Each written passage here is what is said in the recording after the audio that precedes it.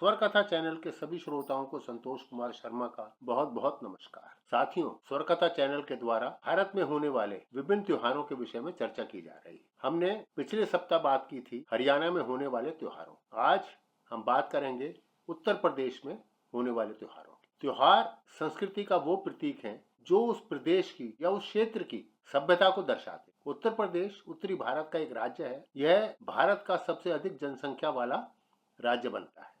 राज्य की सीमा पश्चिम में राजस्थान, उत्तर पश्चिम में हरियाणा, हिमाचल प्रदेश और दिल्ली, उत्तर में उत्तराखंड और नेपाल, पूर्व में बिहार, दक्षिण में मध्य प्रदेश, छत्तीसगढ़ और झारखंड है। इससे पहले कि उत्तर प्रदेश में होने वाले त्योहारों की हम चर्चा करें, आप सभी से निवेदन है कि यदि आपने स्वर कथा चैनल को अभी तक सब्सक्राइब नहीं किया है तो कृपया अवश्य कर दें, जिससे आपको सबसे पहले वो जानकारी मिल सके जो स्वर कथा चैनल के द्वारा भारतीय सभ्यता के विषय में दी जाती है।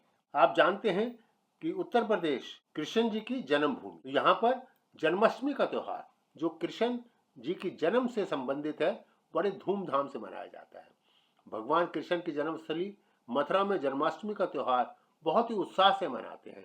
इसका वैसे तो मुख्य उत्सव द्वारकाधीश मंदिर में मनाया जाता है।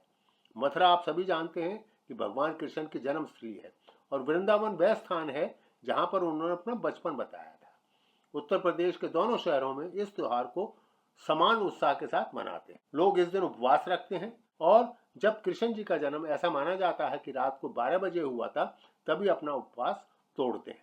लोग भगवान को मक्खन सहित कई प्रकार के भोग अर्पित करते। लठमार होली, होली उत्तर भारत में हर जगह मनाई जाती है, परंतु एक विशेष प्रकार की होली जो केवल उत्तर प्रदेश में मनाई जाती है, जिसको कहते हैं लठमार होली। लठमार होली त्योहार मनाने का एक अनूठा तरीका है। ऐसा माना जाता है जब श्री कृष्ण और उनके मित्र राधा जी पर रंग डालने आए तो राधा की सखियों ने उन्हें लकड़ी के डंडों से पीटा था। लठमार होली इसी का एक उदाहरण है।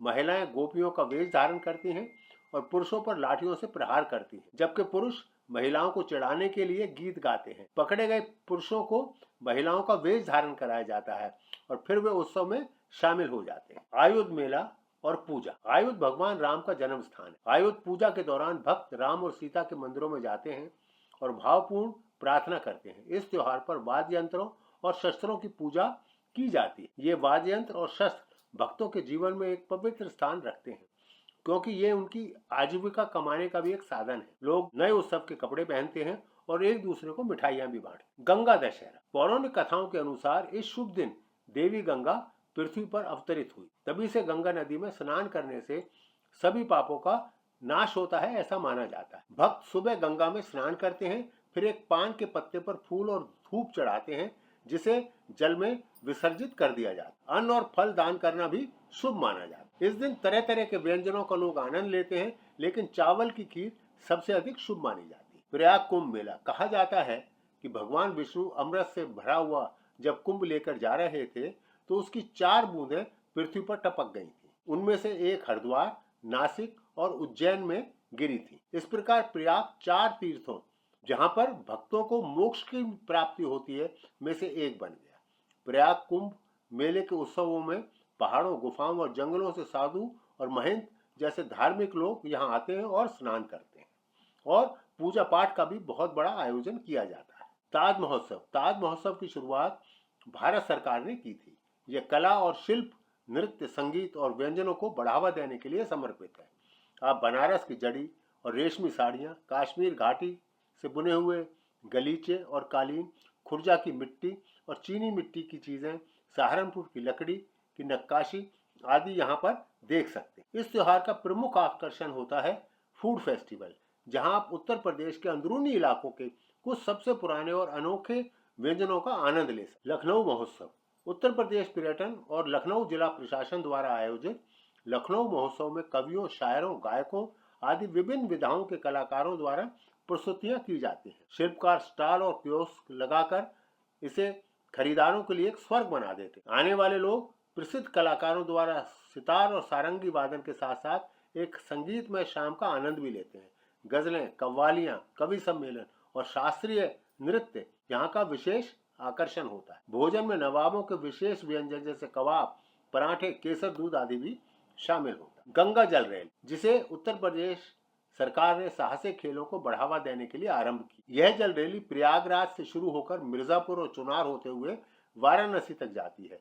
दुनिया भर की विभिन्न टीमें जल क्रीड़ाओं में प्रतिस्पर्धा करने के लिए एक साथ आती है। बुद्ध पूर्णिमा। उत्तर प्रदेश में बौद्ध धर्म को समर्पित कई मठ हैं जो भगवान गौतम बुद्ध के जन्म दिवस को बुद्ध पूर्णिमा के रूप में मनाते हैं। बौद्ध धर्म के अनुयायियों के लिए यह सबसे खास दिन होता है। मकर संक्रांति। मकर संक्रांति उत्तर प्रदेश में मनाए जाने वाले लोकप्रिय त्योहारों में से एक है। खास तौर से हिंदू धर्म के अनुयायी मनाते हैं। इनकी परंपराओं के अनुसार इस दिन शीतकालीन संक्रांति का दिन आरंभ होता है। उत्तर प्रदेश में इसे बिल्कुल अलग तरीके से मनाया जाता है। यहाँ मकर संक्रांति दिसंबर के अंत या जनवरी की शुरुआत में भव्य तरीके से मनाई जाती है। ईद उल फितर शाब्दिक रूप से उपवास तोड़ने का त्योहार इस्लाम के दो प्रमुख त्योहारों में से पहला है। दूसरा ईद उल अजहा है। यह इस्लामी कैलेंडर के 10वें महीने में शव्वाल के पहले दिन पड़ता है। ईद उल फितर दुनिया भर के मुसलमान इसे रमजान के दौरान एक महीने तक चलने वाले सुबह से शाम तक के उपवास के अंत के रूप में मनाते हैं। आगरा में कैलाश। यह मेला यमुना नदी के तट पर स्थित कैलाश मंदिर में भगवान शिव के सम्मान में आयोजित किया जाता है। यह मेला बहुत ही जीवंत होता है जिसमें हजारों भक्त प्रार्थना करते हैं, अनुष्ठानों में भाग लेते हैं और भक्ति गीत गाते हैं। मिठाइयों, हस्तशिल्प और गहनों की दुकानों से वातावरण गुलजार हो जाता है। यह त्योहार आगरा की सांस्कृतिक जीवंतता को दिखाता है। कैलाश मेला एक धार्मिक समागम और एक रंगीन उत्सव है जो उत्तर प्रदेश के सांस्कृतिक ताने बाने में गहराई के साथ समाहित है। देवा मेला। बाराबंकी में आयोजित होने वाला देव मेला सूफी संत हाजी वारिस अली शाह को समर्पित है। अक्टूबर में यह मेला सभी धर्मों के लोगों के बीच सद्भाव और भक्ति को प्रदर्शित करने वाला एक अनूठा समागम है। इस आयोजन में कव्वाली, प्रार्थना सभाएं और एक चहल पहल भरा माहौल रहता है। नाग पंचमी। इलाहाबाद में नाग पंचमी हिंदू पौराणिक कथाओं में पूजनीय नागों, विशेषकर नागों की पूजा के लिए समर्पित है। मानसून के मौसम में मनाए जाने वाले इस उत्सव में भक्त नागों की मूर्तियों पर दूध, फूल और मिठाई चढ़ाते हैं। यह मानते हैं कि यह सुरक्षा और आशीर्वाद भी उनको प्रदान करे। यह प्राचीन उत्सव आध्यात्मिक और लोक कथाओं का एक आकर्षक मिश्रण है जो आस्था और प्रकृति के मिलन की इस दुर्लभ परंपरा को दर्शाता है। राम बारात। राम बारात आगरा में होने वाला एक बहुत ही महत्वपूर्ण त्योहार है जो बड़े रामलीला उत्सव के हिस्से के रूप में मनाया जाता है, जो भगवान राम और सीता के पौराणिक विवाह की याद दिलाते हैं। संगीत, नृत्य और भक्ति गीतों से सजी यह बारात आगरा की सड़कों से होकर गुजरती है और हजारों दर्शकों को अपनी ओर आकर्षित कर। मेष संक्रांति। चित्रकूट में मेष संक्रांति सूर्य के मेष राशि में प्रवेश का उत्सव मनाती है जो नई फसल के मौसम की शुरुआत का प्रतीक है। भक्त पवित्र मंदाकिनी नदी के किनारे स्नान करते हैं और एकत्रित होते हैं, ये मानते हुए कि यह समृद्धि, स्वास्थ्य और खुशी का आशीर्वाद हमें देगा। कामादगिरी मंदिर वह स्थान है जहां तीर्थयात्री प्रार्थना करते हैं, अनुष्ठान करते हैं और भगवान राम को समर्पित भजन गाते हैं। रामनवमी।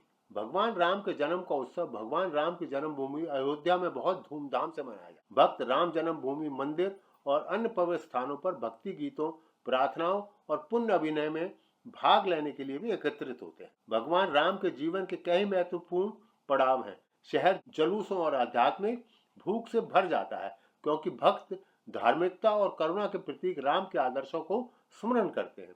मंदिर फूलों और रोशनी से सजाए जाते हैं। दिवाली। अयोध्या में दिवाली 14 साल के वनवास के बाद भगवान राम की घर वापसी के रूप में मनाई जाती है। उत्तर प्रदेश में अद्वितीय भव्यता के साथ मनाए जाने वाला एक त्योहार है। अयोध्या को हजारों तेल के दीपों से सजाया जाता है जो शहर को मंत्र मुग्ध कर देते हैं, खासकर राम की पैड़ी घाटों पर। यह त्योहार पारंपरिक भक्ति और आनंद का एक अनूठा मिश्रण। अयोध्या में दिवाली की रोशनी, दावतें और सांस्कृतिक कार्यक्रम एक जादुई माहौल बना देते। रोशनी का यह त्योहार बुराई पर अच्छाई की जीत को भी दर्शाता है। आज बस इतना ही। अगले सप्ताह चर्चा करेंगे एक और प्रदेश में होने वाले मुख्य त्योहारों पर। तब तक के लिए मुझे आज्ञा दीजिए। आप सभी का बहुत बहुत धन्यवाद।